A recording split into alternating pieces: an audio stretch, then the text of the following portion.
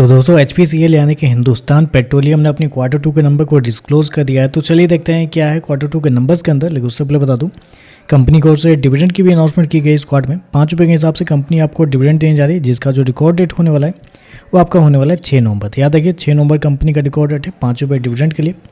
चलिए नंबर देखते हैं डाटा क्रॉस में। तो देखिए पिछले क्वार्टर में कंपनी 1,19,635 करोड़ का रेवेन्यू जनरेट की थी ऑपरेशन के थ्रू। पिछले साल की बात करते हैं 1,07,754 करोड़ के आसपास, जबकि अभी देखें तो कंपनी का रेवेन्यू बढ़ के 1,09,875 करोड़ आपको जाता हुआ देखने को मिला। तो साल दे साल जाते हैं तो साल दे साल कंपनी के रेवेन्यू के अंदर हल्की सी तेजी आपको देखने को मिली। 2% के आसपास का जंप आपको देखने को मिला। आईओसी के साथ भी यही था। आईओसी के भी जो नंबर आए थे 2 दिन पहले, उनके भी रेवेन्यू 2% या 3% के आसपास बढ़ते हुए देखने को मिले। तो क्वार्टरली बेस पे जाते हैं तो गिरावट आपको देखने को मिली, लेकिन बेसिकली ऑयल सेक्टर की कंपनी है तो इनके बिजनेस को साल दे साल ही चेक किया जाता है। तो साल दे साल देखें तो कंपनी के रेवेन्यू आपको बढ़ते हुए देखने को मिल रहा है। हालांकि कंपनी ने शो कितना किया, 1,09,875 करोड़ का रेवेन्यू कंपनी इस क्वार्टर में शो किया, जबकि मार्केट का जो अनुमान था वो था लगभग 1,20,000 करोड़ के आसपास। तो यहाँ पे देखें तो जितना मार्केट का अनुमान था उससे कम आपको देखने को मिल रहा है। चलिए कंपनी के खर्चे क्या निकलते हैं वो देखते हैं। तो देखिए पिछले क्वार्टर में कंपनी के खर्चे 1,15,042 करोड़, पिछले साल 1,08,033 करोड़, अभी देखें तो 1,05,981 करोड़ आपको देखने को मिला। तो खर्चे भी देखें तो खर्चे भी कंपनी के ठीक है, कंट्रोल में तो आपको देखने को नहीं मिल रहे हैं इस क्वार्टर में, क्योंकि यहाँ पे जो कॉस्ट ऑफ मटेरियल आप देख रहे हैं, कॉस्ट ऑफ मटेरियल साल दर साल कंपनी का ज़्यादा कम नहीं हुआ है, लगभग 1% के आसपास आपको कम होता हुआ देखने को मिला है।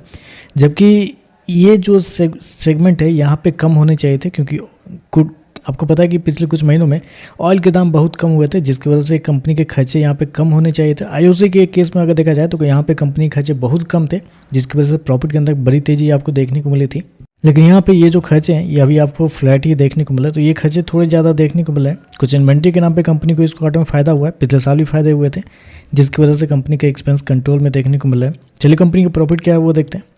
तो देखिए पिछले क्वार्टर में कंपनी लगभग 4,110 करोड़ के प्रॉफिट में थी। पिछले साल मात्र 142 करोड़ का प्रॉफिट था, जबकि अभी देखें तो बढ़ के 3,860 करोड़ आपको जाता हुआ देखने को मिला। तो साल दे साल जाते हैं तो साल दे साल कंपनी का प्रॉफिट के अंदर एक बड़ी तेजी आपको देखने को मिल रही है। लगभग बोल सकते हैं 25-26 गुना कंपनी का प्रॉफिट आपको साल दर साल देखने को मिला है। क्वार्टरली बेस पे जाते हैं तो क्वार्टरली बेस पे कंपनी के प्रॉफिट के अंदर गिरावट आपको देखने को मिल रही है। कंपनी ने शो कितना किया, 3,860 करोड़ का प्रॉफिट इस क्वार्टर में, जबकि मार्केट का अनुमान था लगभग 2,670 करोड़ के आसपास। तो मार्केट के अनुमान से देखें तो कंपनी का प्रॉफिट बेहतर आपको देखने को मिल रहा है। ईपीएस की बात करते हैं, पिछले क्वार्टर में कंपनी का ईपीएस 19.32 पिछले साल देखते हैं तो 67 पैसे के आसपास, जबकि अभी देखें तो बढ़ के 18 रुपये आपको जाता हुआ देखने को मिल रहा है। तो ओवरऑल देखा जाए तो नंबर अच्छे देखने को मिला है। कंपनी के रेवेन्यू प्रॉफिट दोनों देखें तो आपको साल दे साल बढ़ते हुए देखने को मिले। हालांकि उतने तोड़फोड़ वाले नंबर नहीं है, क्योंकि आईओसी के जो नंबर आए थे वो नंबर तो बहुत शानदार आपको देखने को मिले थे। तो नंबर अच्छे हैं, लेकिन आईओसी अभी भी देखें तो आप कह सकते हैं इस सेगमेंट में आईओसी के नंबर सबसे बेहतर आपको देखने को मिले हैं। बाकी देखते हैं मार्केट इस पर कैसे रिएक्ट करता है। वीडियो पसंद आए तो लाइक कीजिएगा, साथ में साथ चैनल को सब्सक्राइब जो कीजिएगा। धन्यवाद।